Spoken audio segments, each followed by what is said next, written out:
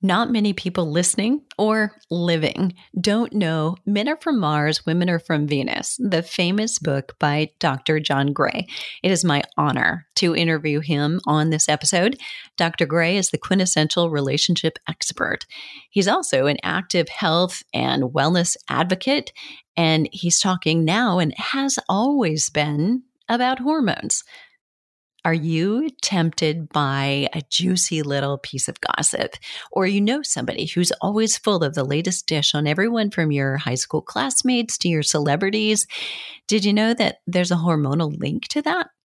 Since there's no real value of looking at fitness in a silo, when we understand that mind, body, and soul work in integration, then this guest makes complete sense to you. For me, relationships with others, from friends to family and even myself, become more important now than ever. Understanding how to nurture those relationships may be as important as those intervals and repetitions we're scheduling. They are, after all, for many of us, a part of the why we're doing it. So today, we look at natural hormone boosts through a different lens. My guest, Dr. John Gray, is the author of the most well-known and trusted relationship book of all time, Men Are From Mars, Women Are From Venus. USA Today listed his book as one of the top 10 most influential books of the last quarter century. In hardcover, it was the #1 bestseller book of the 1990s. Dr. Gray's books are translated into approximately 45 languages in more than 100 countries and continues to be a bestseller. Dr. Gray has written over 20 books. His most recent book is Beyond Mars and Venus. His Mars-Venus book series has forever changed the way men and women view their relationships. John helps men and women better understand and respect their differences in both personal and professional relationships. His approach combines specific communication techniques with healthy nutritional choices that create the brain and body chemistry for lasting health, happiness, and romance. His many books, blogs, and free online workshops at MarsVenus.com provide practical insights to improve relationships at all stages of life and love. An advocate of health and optimal brain function, he also provides natural solutions for overcoming depression, anxiety, and stress to support increased energy, libido, hormone balance, and better sleep. He's appeared repeatedly on Oprah, as well as on the Dr. Oz show, Today, CBS This Morning, Good Morning America, and do I need to say others?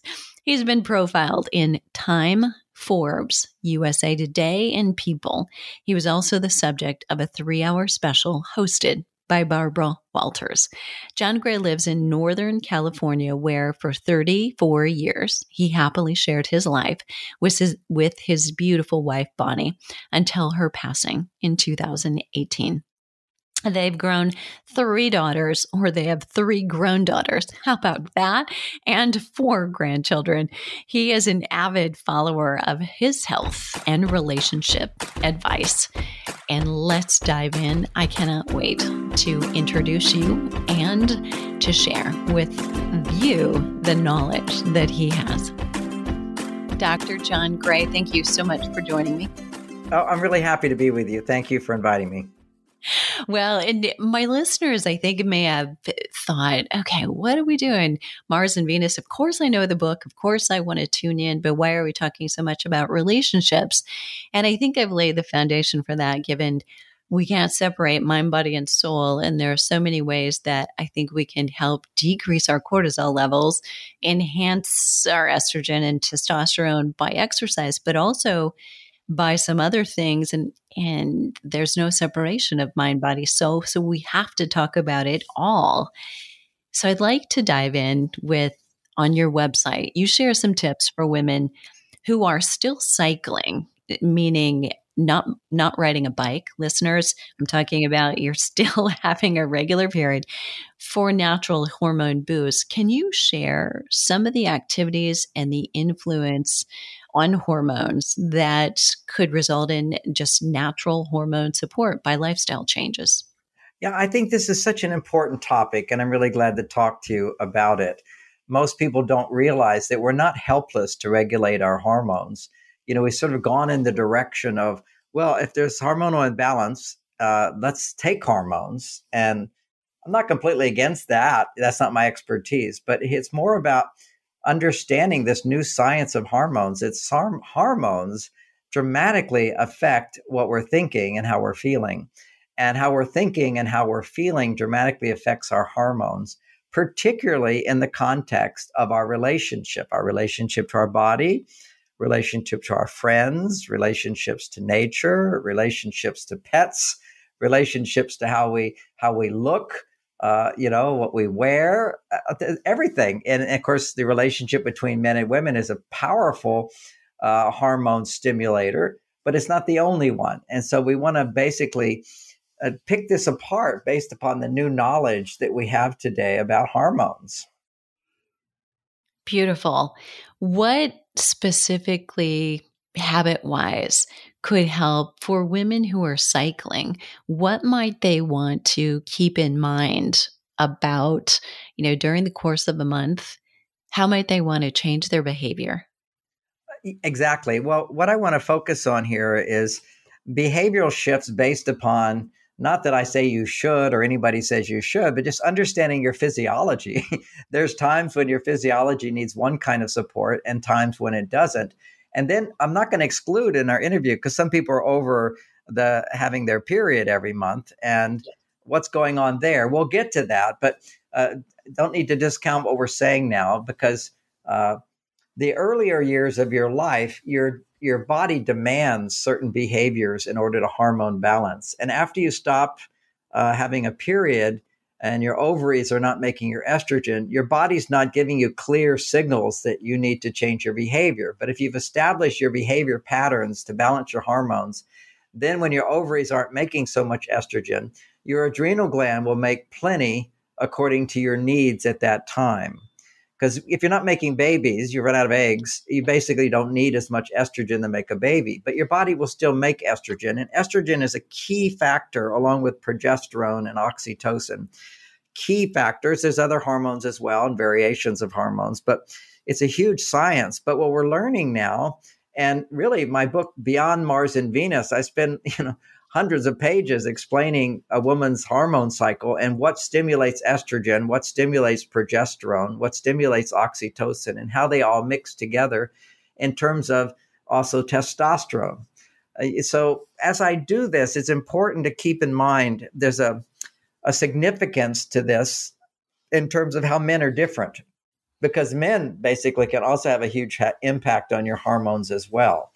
You have to realize that one of the major functions of hormones is attraction to make babies. We've got a whole part of our brain that says, I need to make babies. That's when you make estrogen. So the men are a big part of that picture, and how you look at men, how you interact with men, how you interact with yourself, how you interact with other women. These are all stimulating different hormones. So let's say you're having lunch with your girlfriends and you're talking. To a great extent, you're making progesterone. And that's called social bonding with someone who's like you, where you're not really depending on them so much, but you're interdependent in terms of, and not even interdependent, not the right word. You're reciprocating. You did something for me, I'm doing something for you. And we're doing something together and we're enjoying ourselves. Or you're reciprocating with nature. You're taking a hot bath. You're doing something for yourself. That's more progesterone stimulator. When you're depending on someone for something that you can't give to yourself, okay, so there's a sense of I need help, I need support. That would be, let's say you go to a doctor and you're depending on them for advice or medications or treatments or an action plan for your health that you don't have the answer for. Well, boom, to the greater extent that you feel I'm depending on them to know the right answer, you're going to be making estrogen. And you could be in a relationship where let's say you're in a more traditional relationship and you're depending on a man to make money so that you can raise your children. That would be a more traditional relationship. out of date today for most people, but still, let's look at the basis of where we came from. Women primarily depending on men for protection, for monetary support, to bring home the bacon, so to speak. When you depend on your partner for something that's significant to feed the children, basically you're going to make a lot of estrogen. And that feeling of depending and I can get what I need. It's not just needing, but it's the awareness that I can get what I need. So that's two factors in there. One is trust, and the other one is an awareness of what you need. And that will produce estrogen, higher levels of estrogen, depending upon the more you're dependent on someone. So women today are very independent, and nothing wrong with being independent, but that makes a different hormone. Independence, I can do it myself. I don't need any help. And that's, everybody has to have that in their life. We're not like children all the time. However, there's times to be dependent on others and times to be dependent on yourself. When I eat a meal, for example, I'm going to be making estrogen because I depend on this food to feel good. So that's a dependence. I could be watching the news and I just need a break from my daily activity. I just want to watch the news. I'm going to be making some estrogen at that time, but not a whole lot because it's not a personal dependence. It's more mechanical. So when you're depending on something, anything outside yourself, to some extent, you're producing estrogen. But when it's more personal, it has to do with your happiness, has to do with your health, has to do with your feelings of love and affection, that's going to produce a lot more estrogen. Now, historically, women weren't looking to men to be affectionate, loving, kind, and gentle, although that was a part of it. They're actually looking for men to be tough and independent, and he can go out there and do it. And he comes home and he doesn't complain. He's not needy. That behavior from men was providing our basic needs of survival and security, and to a certain extent, our tribal needs of feeling included, to feel belonging, to have a sense of belonging. And this is really the part of us that's still in us. It's the adolescent part of us. We want to belong to a group. But then we mature out of that. And to a great extent, society has been maturing out of that, and then it's regressing. But the maturing out of that this is all based on Maslow's teaching, where he talked about the hierarchy of needs. Is that when you can handle your survival when your survival is secure, let's say you got a house and you're warm, then what comes up is you're hungry. So then you need safety, that I can get what I need to survive. So one is survival. The next one is security. You feel safe. Let's say you have money in the bank. You feel so good, but now you want to make sure it's protected. That's security. One example of security. I feel safe. And when you have security, when you can handle on your own your survival and your security, then another need pops up, which is the need to belong. And when you feel you belong and you feel secure in that need, that others are like you and they support you and you support them, then you move into another one, which he called the need for intimacy. Then that's the whole need for intimacy. And that's really where the world was in the 90s. I have to say, we regressed back when the 2001 attack happened on America. But there was a little bit of a golden age in the 90s. And a big emphasis in our culture was men don't listen, okay? Because it was, in the 80s, it was men are not romantic. They should be more romantic. And when we gave up on that, we went to, well, men don't listen. Now, what those major complaints that women had are based upon their new emotional needs. So rather than focusing so much on our survival, security, and inclusion, what happened is we're now concerned about our relationships. That means our emotional support. So before we needed those earlier needs, then we have this need for emotional support. And so you can be a very independent woman in your life, then suddenly your need for emotional support actually becomes greater. That becomes the food you need to eat. And so now you feel, I depend on emotional support. And anything you depend on will create your estrogen. But if you don't know how to get that emotional support, if it seems like men can't give that to you, you can't get that level of intimacy, then you go to therapy. Because in therapy, As a therapist, women come in, and 90% of the people who go to therapy are women, because literally going to a therapist and talking about your feelings, your emotions at a deeper level actually produces a huge amounts of estrogen, because it's an emotional need to look inside and see what's going on. So communication is really a big emphasis. And I have to say that when you have couples who are in conflict, it's always communication. Okay, they're misunderstanding each other.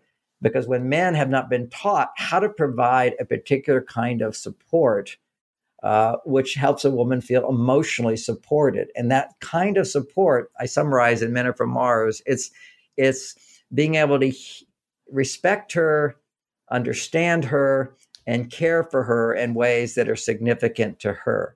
Because when a man shows he cares, then you feel like there's a trust that you'll feel that, oh, I can get what I need from him.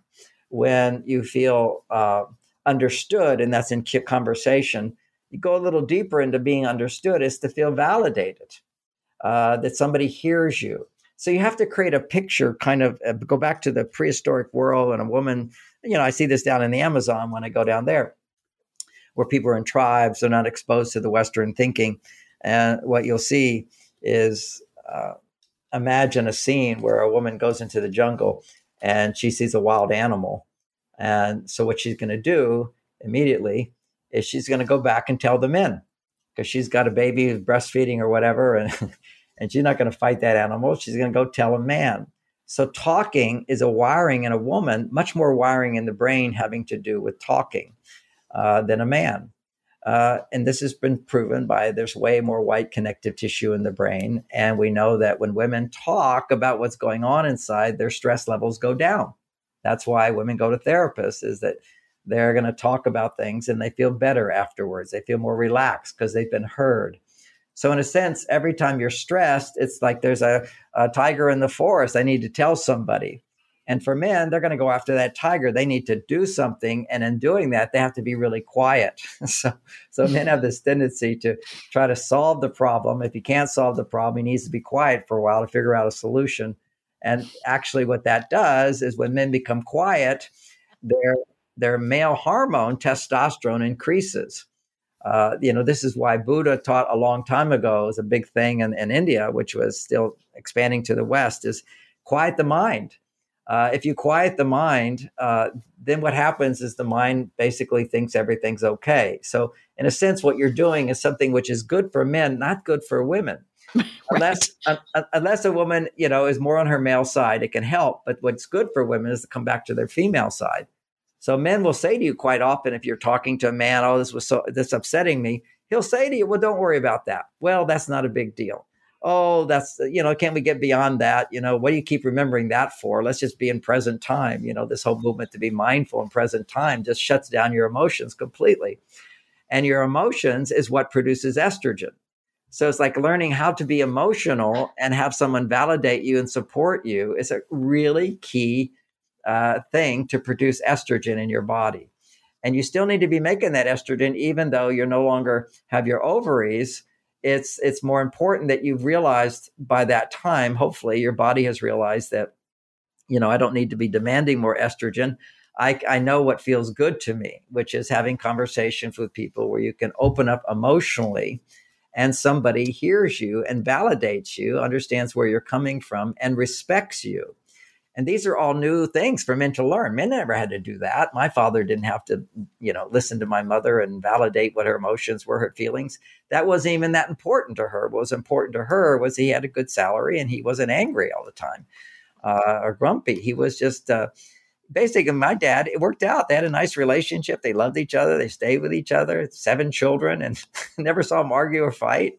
And clearly, after a while, I'm sure they stopped having sex. Because they didn't have that emotional fulfillment that allows women to stay interested in sex. Otherwise, women lose interest in sex. So what's going on there when you're understanding hormones? And then I'll pause for Deborah to reaffirm whatever is helpful that I've just said. But here's a real interesting thing: is many women go, well, I have no sex drive, I have no testosterone. What's going on?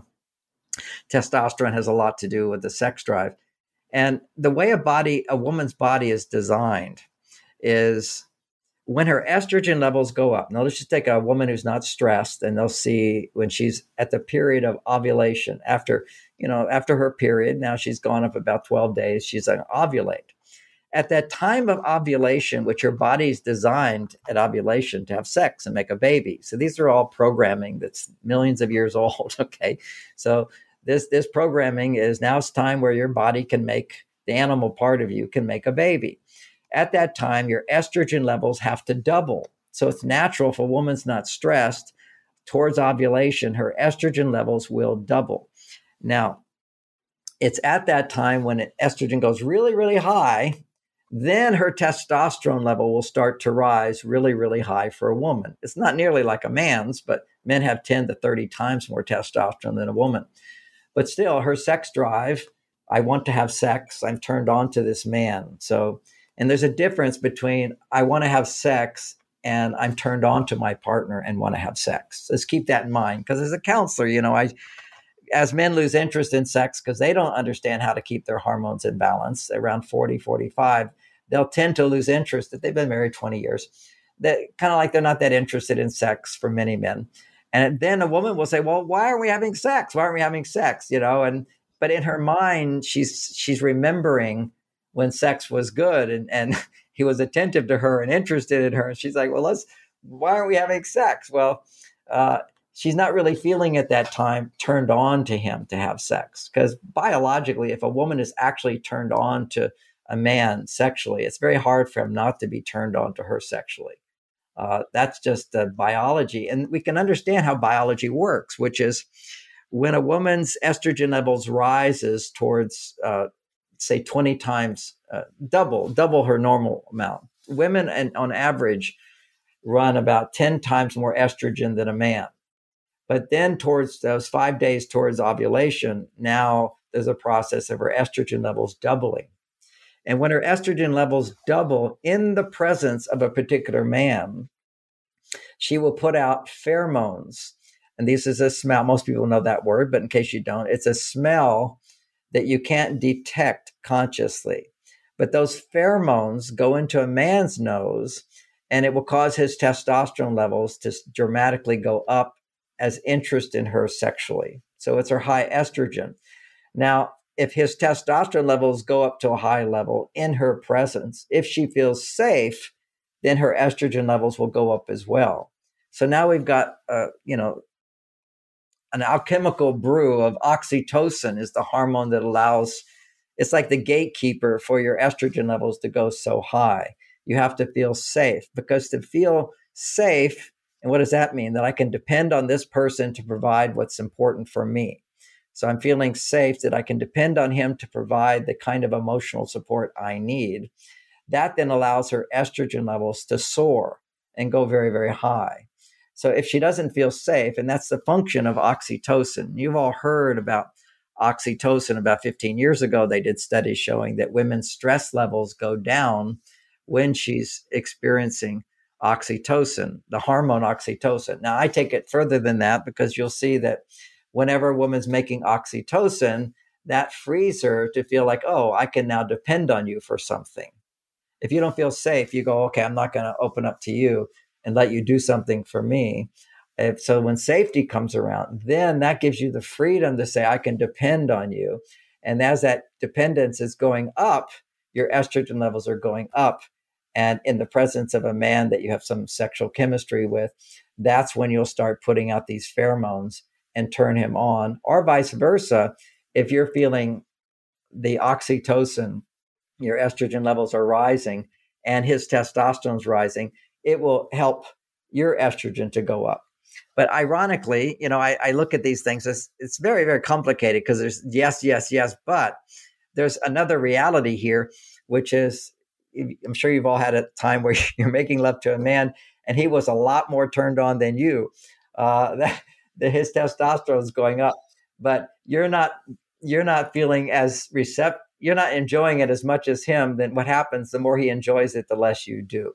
There has to be kind of a balancing as you go up. I teach men, you got to cool down, guys. You got to cool down. You got to go slow. You got to think about her. And what's happening there is when he cools down, he's actually becoming more aware of what does she need as opposed to what do I need?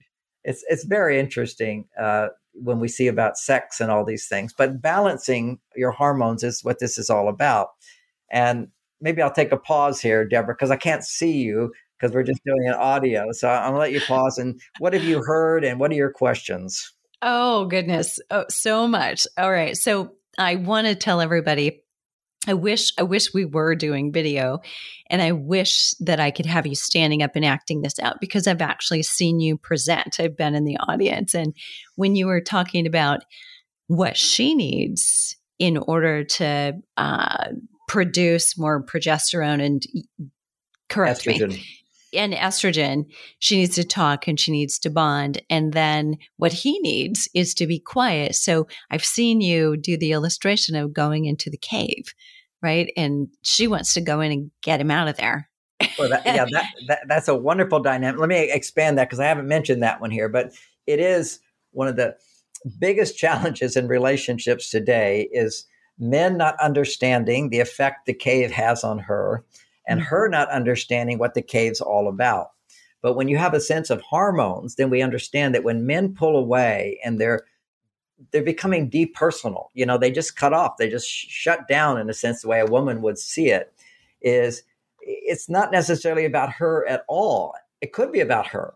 He could feel threatened by her and shut down, or he can just be having some stress during the day. He needs to take time to depersonalize. He needs time to focus on doing something that stimulates testosterone rather than interacting with her, which produces estrogen. And when he's making estrogen, that's your personal side of you.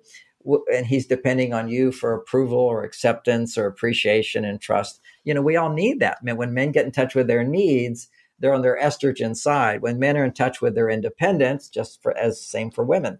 When you're in touch with your independence, you're more on your male side, that you're making testosterone. The big difference that I failed to mention is that when men are stressed, their testosterone levels are low and their estrogen levels are high. And to remove the stress, to come back to a place of balance, and we can say, open his heart again, he has to first push down his estrogen and raise up his testosterone, and then do something for you. And then his estrogen will come up as you're appreciating what he did. So that's a little dance right there. It's like some people, if you don't understand hormones, you don't understand, like, this is so significant. Because when a woman does something for a man and he just sits there and goes, thank you, thank you, thank you, his estrogen goes up, but he doesn't bond with you at all.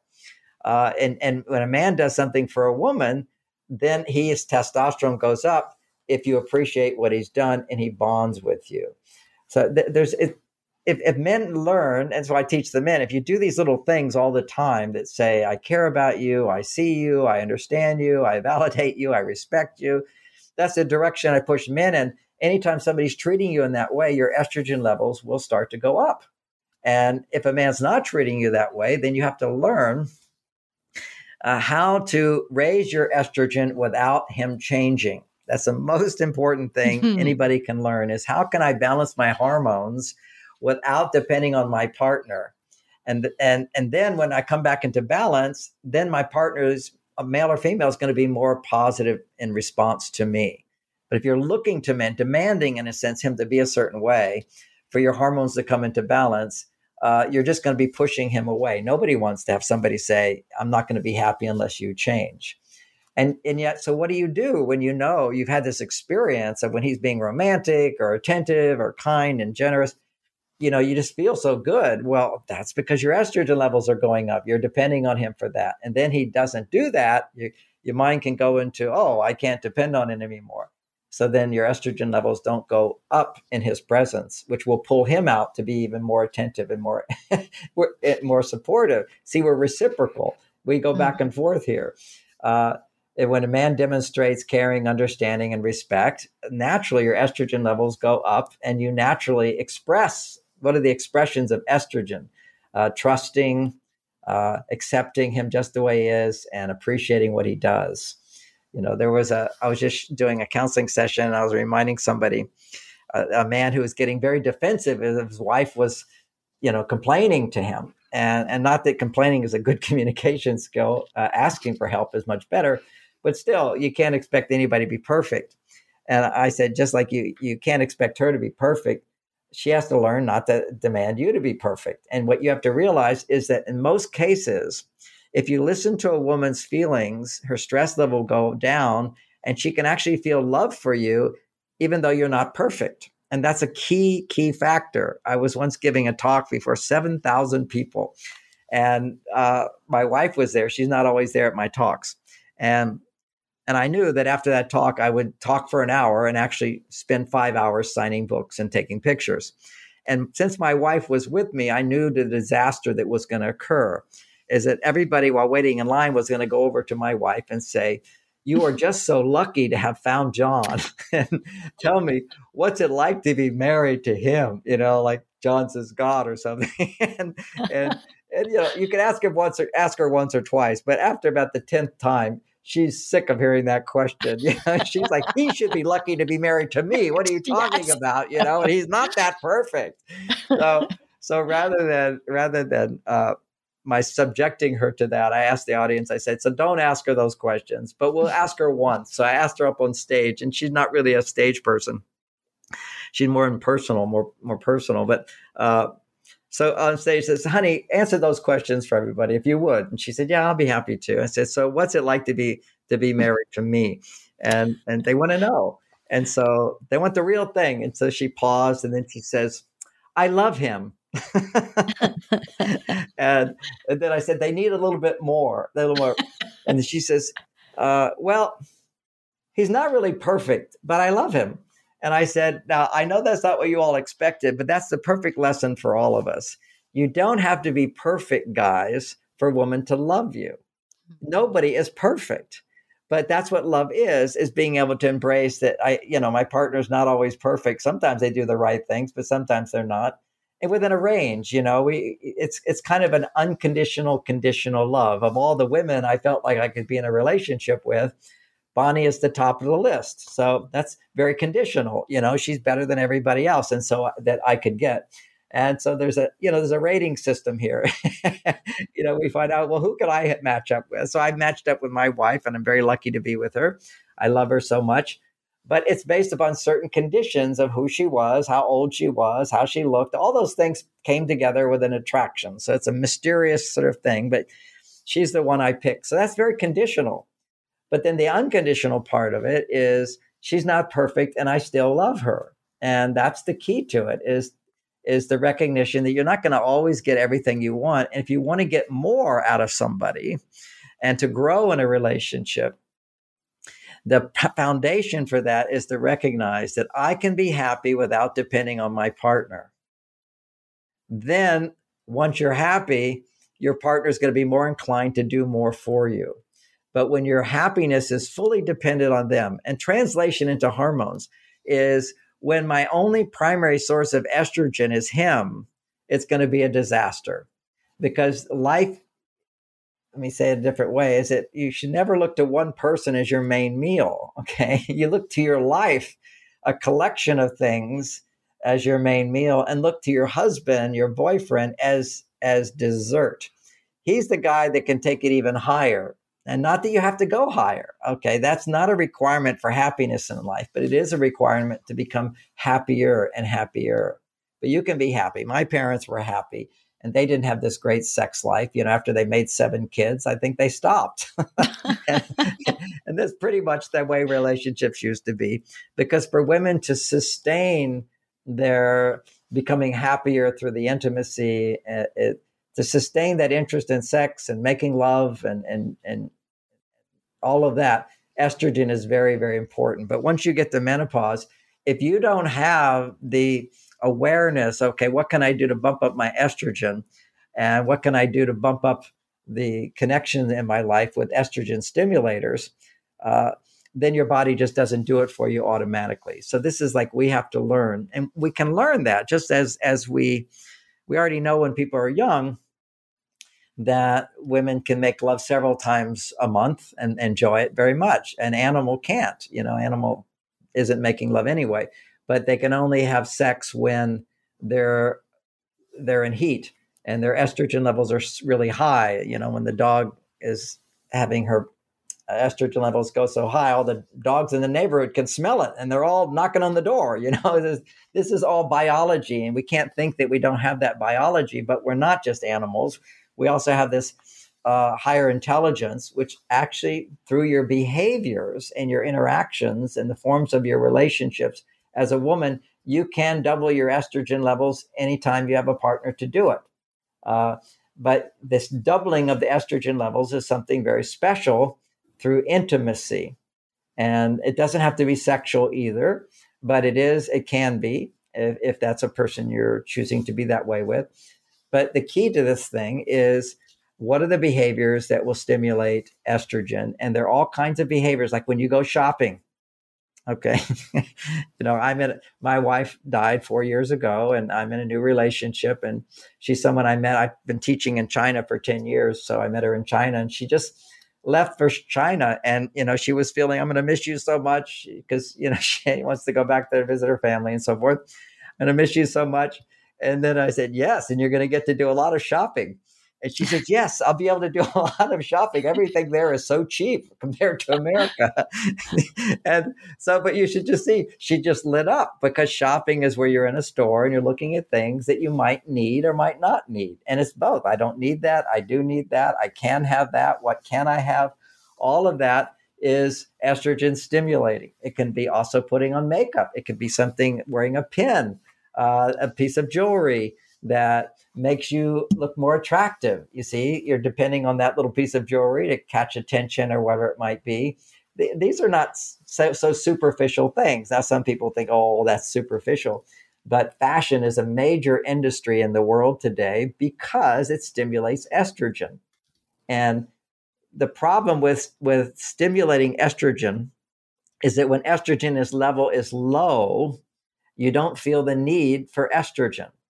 Because the reason estrogen levels go low is because you're feeling the need to be independent. So independent, or you're single and you're alone, your body's going to, for survival's sake, you have to be dependent. I mean, you have to be independent. And when women are way over on their independent side, they have to realize that whenever you go out of balance, it's addictive. See, this is what they found, is that anytime, just think about ice cream. Or ice cream is delicious. And people say, well, it's natural. I like to eat more and more ice cream. But then you see the consequences. It doesn't make you healthy. So you have to use willpower, that something felt really natural to eat.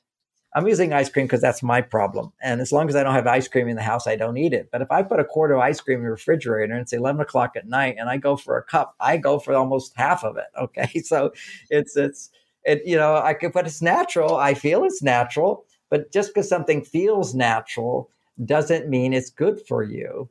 Just as if you're an independent woman and I say, now what you need to do are these things like go shopping or wear a dress, or, various things that you see feminine women doing, you might go, I'm not interested in that. That's not who I am. That's not who I am. It basically, and it doesn't have to be who you are, but in order to shift from being on your independent side over to your estrogen side, it will never feel natural until you do it for a while. That's the point I'm making. Is you actually have to use willpower to break this addiction to being out of balance. Think about being out of balance in terms of riding a bicycle.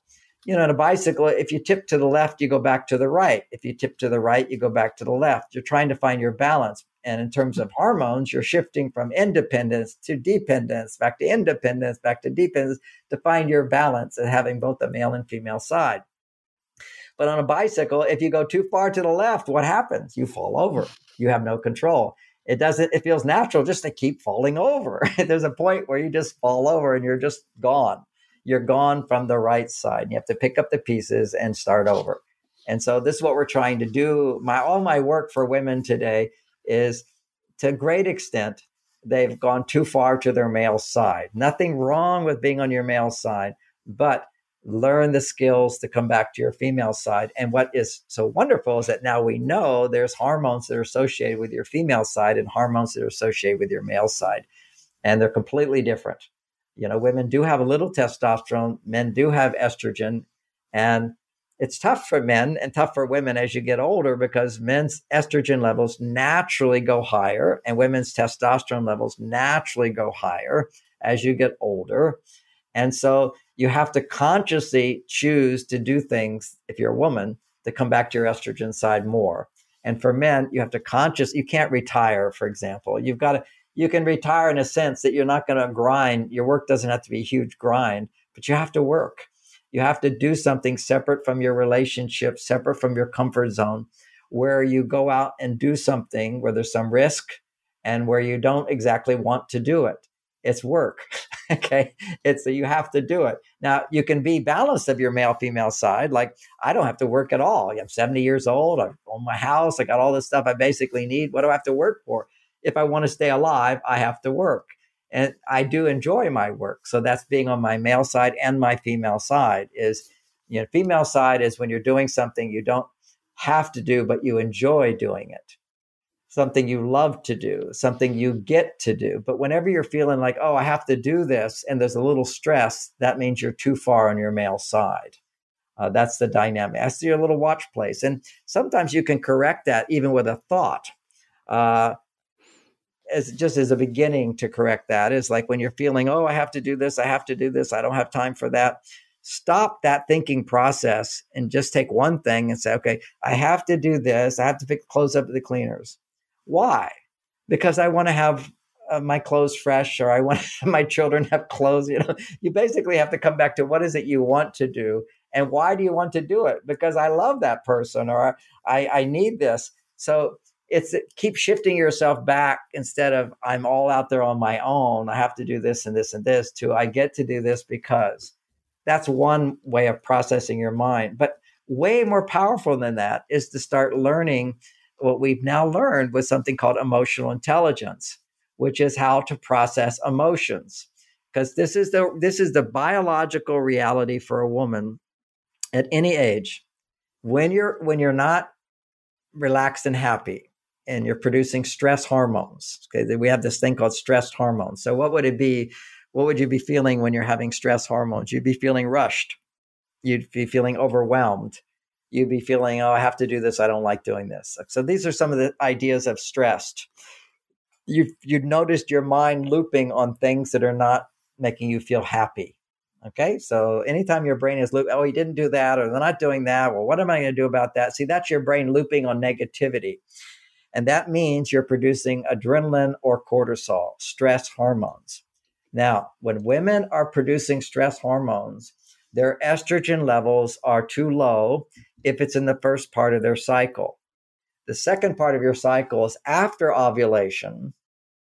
Then your hormone needs change. After ovulation, you still need estrogen about 10 times higher than a man's, but you need more progesterone than estrogen. And progesterone, and if you don't have enough progesterone at that time, John Lee many years ago made it very popular, the understanding of what's called estrogen dominant. So in that case, your estrogen is causing you to be unhappy. But to step back from that and realize actually estrogen dominant means your progesterone is higher than your estrogen. So basically what you want to be able to do at that time is produce more progesterone. Estrogen is not the problem. Can I back you up for a second? Yes, please. So I think just now you might have confused that. So okay. Just now you said your progesterone, I believe you meant, is just lower in relationship to your estrogen, and that's the problem? Yes, that's the problem. Okay. I don't know what I said before, so thanks for correcting me if I said the wrong thing. So your problem, your unhappiness, your stress level after ovulation, your stress level has to do primarily with low progesterone. Estrogen is not your problem. When you're going towards ovulation and you're not happy, low estrogen is generally your problem. Does that make sense? Totally makes sense. Okay, now just another qualifier on there. So what makes your progesterone go down?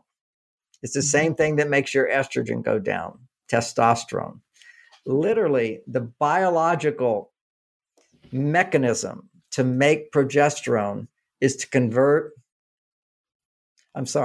the biological mechanism to make testosterone, that's when you're being very independent, is to use up your progesterone. So your body makes progesterone and then it makes testosterone out of your progesterone. So you're creating, when you're too far on your male side, you're creating low progesterone. On the other side of it, when you're making testosterone, you're also lowering your estrogen, but for a different reason, because you're not attending to your female side. So testosterone in itself doesn't lower estrogen. But most of the time, when you're making testosterone, you are not attending to the part of you which is depending on someone or something. Does that make sense? If it does, correct me. Yes, it does.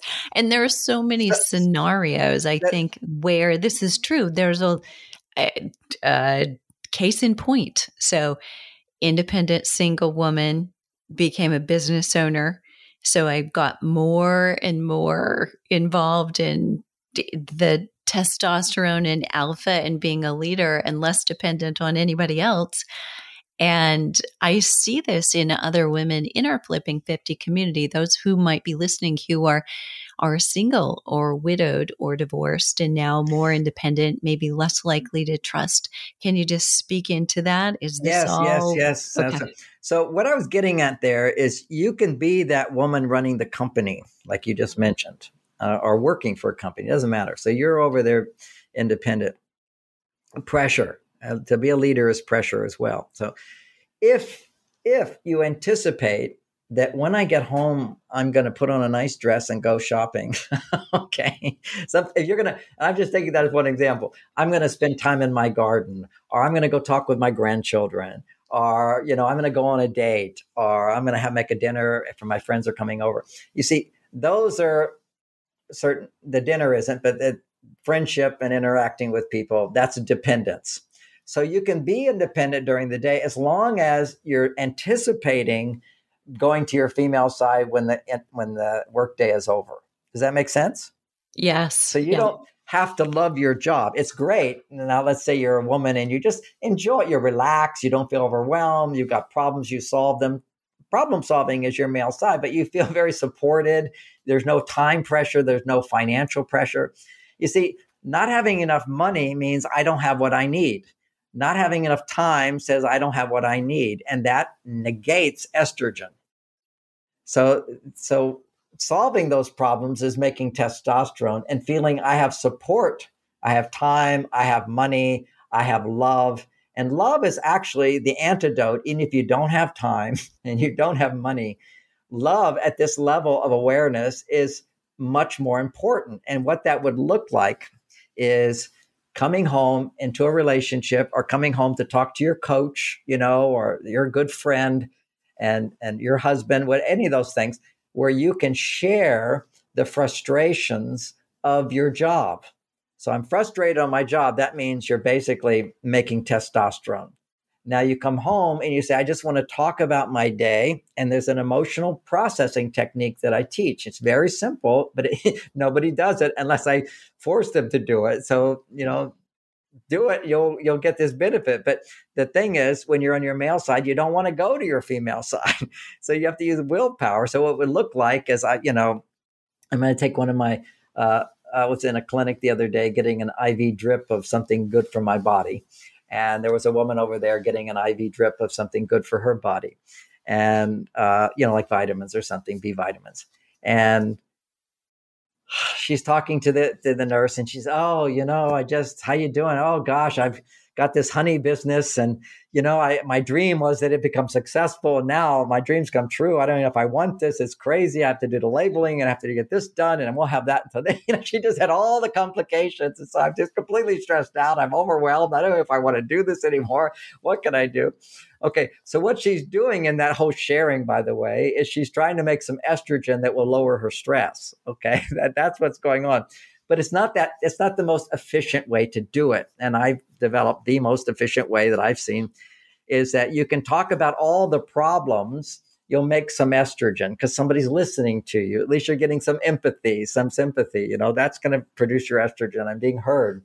But more important is to share what you don't usually reveal. Remember if as a teenager, girls would bond by sharing secrets. It's like, if I can share with you something I don't say to anybody else, that creates intimacy. And intimacy is huge amounts of estrogen. It's the massive amount of estrogen. Once you feel that you're independent, you balance that. And that's what an intimate relationship would be. And that can be with a therapist. It can be with God through journaling. It can be with a really good friend. But you've got to really discipline yourself and then know how to do it, because she was just overwhelmed, talking about overwhelm. That's going to be just a little tiny bit of estrogen. It will help. But if she could say, I'm feeling so frustrated because I thought this was going to happen and I tried this and it didn't work. And I feel frustrated because I was, this is what I've been wanting. And then it's not actually what I want. I'm feeling frustrated. You see, it's the actual feeling of frustrating. The words are not so important except to point out to your brain what I'm thinking that's causing me to feel frustrated. Because as soon as your brain, you identify, I'm frustrated because, now you're dealing with frustration. That's the main thing. Then you go deeper. Underneath all frustration is a feeling of disappointment. So I'm feeling disappointed, and you ask yourself, well, why is that? Well, I'm disappointed. I don't have big enough staff. I feel disappointed that I thought this was going to be easier, and it's not. I feel disappointed that my husband was supposed to do this the other day, and he didn't do that, and that put all the pressure on me. I feel disappointed that. Then you change the subject even more, is that, my car keeps having this same problem. You want to look at all the things in your life that could potentially generate the emotion of disappointment. Because most people don't go around telling everybody, I'm so disappointed my car's not working. They say, how you doing? I'm doing okay. I'm doing fine. Or I've got problems at work. But you're not going to share the whole picture of other things that are contributing to I'm feeling disappointed. And most people don't even know they're feeling disappointed. They're just frustrated. Then you have to feel the tone of disappointment. It's like sadness. I feel sad that I'm all by myself here doing it by myself and nobody's helping me. You see, that's a whole different tone of I'm so frustrated. I have to do this and I have to do that. And I'm angry that person did this. So those are your sort of red emotions, frustration and anger. Then underneath that are your blue emotions, which are like disappointment and sadness and hurt. These are tender emotions. You just go from this more aggressive side, male side, more to a very vulnerable side. Then you go deeper than that to more vulnerability. And you say, okay, well, I'm disappointed about this. And what are my worries? What are my fears? What are my concerns? What am I scared of? That's when you get really down to the deeper stuff. And you just take a few minutes to feel that tone of, and I'm afraid this is too much for me. I'm afraid I might just want to quit. I'm afraid this isn't right for me. I'm afraid this is going to just get worse and worse. I'm afraid I'm not going to fulfill those orders. I'm afraid they're going to kick me out of the store because I didn't keep that up. I have to keep the pressure on. Always when you're feeling stressed, you have fears. And just to become aware of them and keep in mind that everything you say is irrational, because very soon it's going to be not in your awareness. You're going to let it go. So it's rational from the point of view of I'm thinking this and therefore I feel this, but your feelings will change. And so you're just looking at it to then come back to your positive self. So if you do anger, sadness, fear, or frustration, disappointment, fear, that's the yellow emotion. Then you also, if you can, you come to your black emotion, and those are the three colors along with black and light that will create infinite colors. We saw that with those little TVs, those big screen TVs in the past. You just had three lights and a black screen and a light coming through, and you could create all colors. So you just do that little bit of processing, take a few minutes with each one to reveal, I'm afraid of this, I'm afraid of that. And if you were to say to me, I'm afraid this is going to work out, then we'd analyze and go, well, you could do this and do this and do this. Okay. So then the fear goes away. It's just a passing emotion. Why I'm feeling it. You don't hold on to it as if it's absolute truth. It's what you're thinking that's causing this feeling. Then you come down to what I'm embarrassed about. And when you can do that, you're really making a lot of estrogen. It is the most powerful estrogen stimulator, as you say. And I'm really embarrassed because I was so optimistic and I told these people I was going to do this, and now I don't know if I can do it. Now, even when you say that, it's just an emotion. In a minute, you're going to come back to, yes, I can do. This is what I can do. So then you come from those four levels, those four colors. Then you go, or it could be, I'm so sorry, or I feel guilty. I feel guilty because I could have done this and I didn't do it. I trusted that person and I shouldn't do that in the future. Fool me once. It's their fault, but fool me twice, it's my fault. Let yourself feel a little regret in terms of you're not such a perfect person. Then that's called an emotional inventory. 4 levels of emotion. Then you get in touch with what you want. Okay, what I want is to enjoy my job. I want to be successful. I want to finish this project. I want to ask so-and-so to do this for me.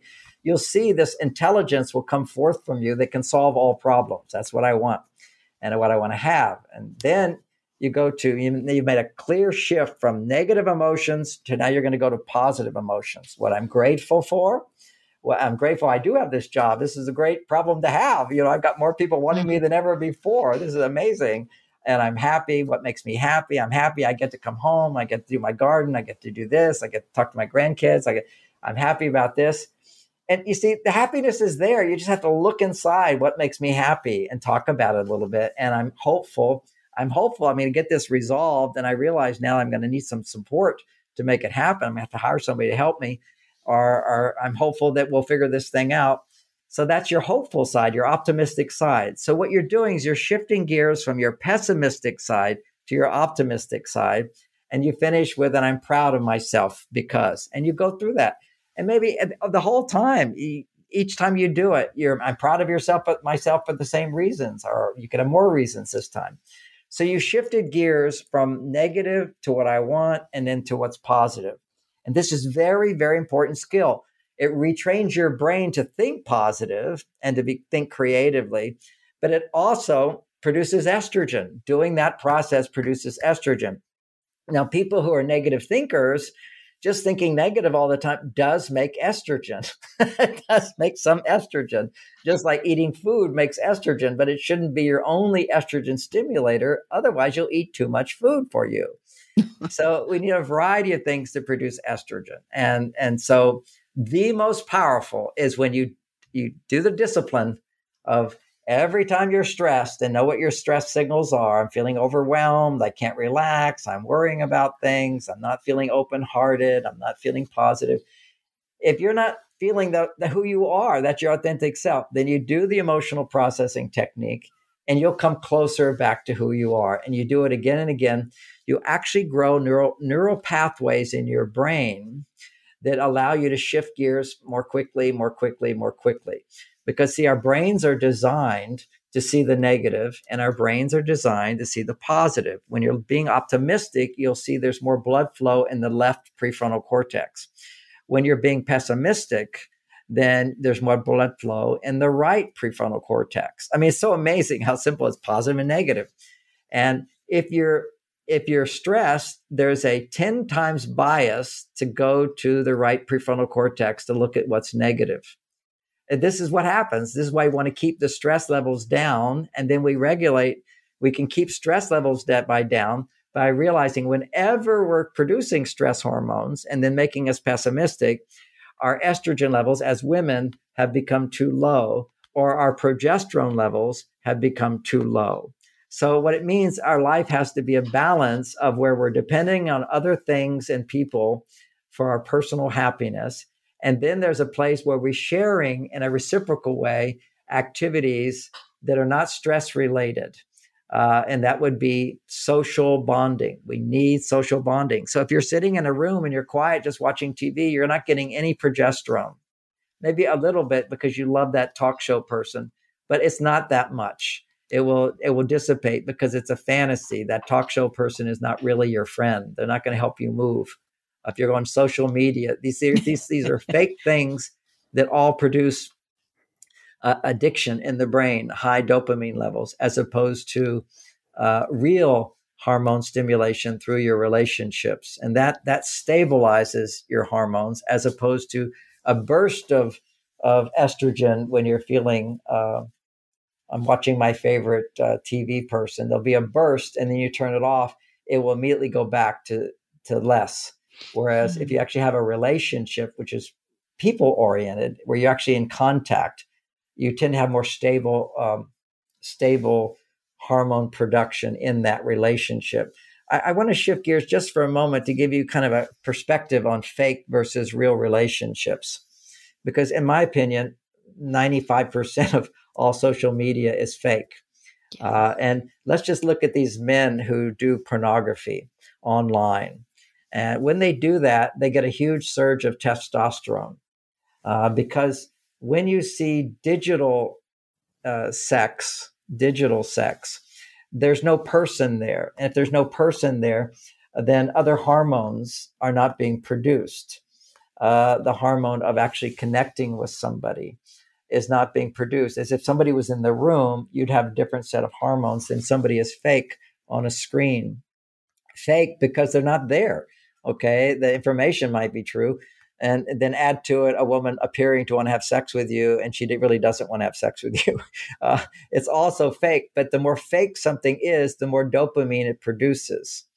And dopamine is produced by danger, new and different, challenge, and so forth. And it turns out that digital stimulation, if I see your face on the screen, I'm getting a lot of dopamine from that because even though it's really you on the screen, it's not there. You're seeing what's not there. And that has the nature of producing high levels of dopamine. And when you depend on high levels of dopamine in your social media and watching TV, what happens is you will get, if you feel you're in a relationship with that person, you'll feel some estrogen. But as soon as the TV's turned off, it goes down. But if you're actually with somebody and you're producing that estrogen and then they say bye, it stays up. It's a real thing that happened and it will gradually go down. So this is where we want more reality in our life, and we can't replace it with fake. Love that. So love that. I want to reflect for some of our listeners, a very select few, but I hosted a women's retreat in March. And of course, it had been over 2 years since we'd been able to do that. The registration list was filled within days. We were together 24 hours and everybody said, when's the next one? They were just so hungry and craving the togetherness. Can you elaborate on that? 13 women came together for the first time in 2 years. I was just talking to my children's aunt. And she was saying asking her what she's doing. She says, "Oh, we're doing art in the park. It's just to be with other women doing something in nature. It's so refreshing for estrogen levels to feel I'm with these people. See, people have energetic fields, and we not can measure that. People say, oh, the aura or whatever. No, we actually have energetic fields that we don't see with our eyes. And to mix with other energetic fields, which are relating to you, validating you, similar experience will produce a huge amount of estrogen, and it produces progesterone. Okay, just depending on what part of your cycle you're on. You're social bonding, or you're also feeling, this is what I need. I've been missing this. It's a hungry person. You give them food and they go, yes, because you're fulfilling a need. So if it's fulfilling that need, the estrogen goes up. And if it's a safety and it's a reciprocal type relationship, your progesterone is being produced. And that would be in a workshop, whatever you're needing at that time, your body will gobble up. You get both. When you're taking a workshop, you have somebody guiding you. You're dependent on them to a certain extent. That's going to be making estrogen if you need it. It doesn't force it. It allows your body to say, yes, I can grab for that. And if you're in a social bonding situation, then your body can go, oh, yeah, this is the progesterone that I really need. But if you're in a situation of social bonding, but you're feeling kind of, I desperately need this, you might make too much estrogen. Neediness is really a time where you need to find something that is not depending upon the person you need. And that usually happens in marriages and relationships where men will have low testosterone. They'll go to their cave to try to rebuild it. And then a woman will feel very needy and feel like, no, if you're not here, I can't be happy. And that's where you have to learn a real key thing. I just think it's, some key points in relationships is whenever you're feeling unhappy because your partner is not giving you what you want, that's an opportunity to get a life. That's where you have to realize there's other things that you need that can make you happy and not be so dependent on your partner. Otherwise, that just pushes him away. So well said. All right. So really, I want to capture this. We've talked a lot about in a woman's cycle, if she is still cycling, what about how much of what you've said applies to those women who are in menopause or post-menopause? So the big difference is once you're in menopause or beyond menopause, your body doesn't tell your psyche clearly what you need. You have to have a sense of what you need. It's not demanding it on you, but you're in harmony. You want to be in harmony with it, which is to create what my daughter, who teaches classes on this, and she teaches a class at Men Are From Mars. My website, MarsVenus.com. And that's in our academy. We have a class that she teaches just for women, and it's called How to Get Your Me Time. Now, me time is how to take responsibility to be happy without depending on a man. Okay, this is learning about the 3 areas. It's called me time, there's you time, and there's we time. We time is your primary estrogen stimulator. So when your body is not telling you, I'm needy for that, you have to go, okay, we're towards the full moon. Generally, if you're in harmony with nature, and not people are that much, but if you're in harmony with nature to a certain extent, at the full moon is when you'll basically be ovulating. And so the new moon is you're basically at that time where you're basically just taking care of yourself. And progesterone is going to be the me time. You're doing things that you like to do with other people or with yourself, but it has to be that sense of, I like to do this. I'm enjoying this. I'm not really dependent on someone for this, but I enjoy being with others. And the we time is where you're in relationship with someone that you're dependent on them for something you can't give yourself. And I give the example of being in an intimate relationship where you have a man listening to you to help you process your emotions. A man does romantic things for you. That's only one way to get we time. Another one is to go see a doctor. One is to take a class, have someone teach you something that's of significance for your well-being and happiness. I know a lot of people go to you for their exercise, and you're helping people understand exercise and the importance for it and the motivation for it. That is a big estrogen stimulator where they're depending on you to motivate them. We all need help to motivate us. There's no doubt about that, particularly when we're out of balance, and we have to find that balance. Others can help us to do that. But I will say one thing about exercise is that if you're dreading the exercise you're doing, it's not an estrogen stimulator. Okay. You have to find the right exercise that you're not dreading. Now for men, if you dread your exercise, it's a major testosterone producer. I hear these guys on Joe Rogan, these really men guys, and they'll say things like, I get up at 6 o'clock and I do my 5 miles and I hate it, but when I'm done, I'm ready for the day. I'm king, And Joe Rogan, I'm getting into my ice cold bath, I hate it, but I feel so powerful afterwards. That's more for men. Okay. That's testosterone producing. So you want an exercise routine that actually you enjoy doing to a greater extent. But can I pause? Can I interrupt there? Yes. Okay. So there is also, though, let's look at the science of aging well is dependent on keeping adequate muscle and adequate strength and bone density. So although I might choose to do some very light Tai Chi, that may not help my muscle and bone. How do we come together with those two conflicting things? And now I love it. And I have a wonderful answer for it because I'm right with you. That's why I go to the gym, have a trainer. Okay. Okay. So what you want is that trainer a lot. Is that what you're saying? You have to like the trainer a lot, and you have to feel he's helping you, and that's going to produce your estrogen. And you just don't want to push like a man should just push to maximum exhaustion. You need to push beyond your comfort zone. That's the whole key with building muscle mass, is you push beyond your comfort zone. But what allows you to be, and that's testosterone producing, but you're making estrogen because you have a relationship with your trainer and they're helping you and they're guiding you. And that could even be exercising at home with a video, but you're depending on someone to guide you. That's the whole key to this, is your estrogen is I'm depending on someone. But here's the flip side of this. I see some women who are overweight thinking they're going to lose weight, and they're out jogging. And it looks like they're on their last breath and they're dying. Okay. They're not making estrogen. And then what happens is when you're not making enough estrogen, your body says, I need estrogen. And so it's going to look to what's going to make estrogen is what you could be overeating or over complaining are estrogen stimulators, but they're not healthy for you.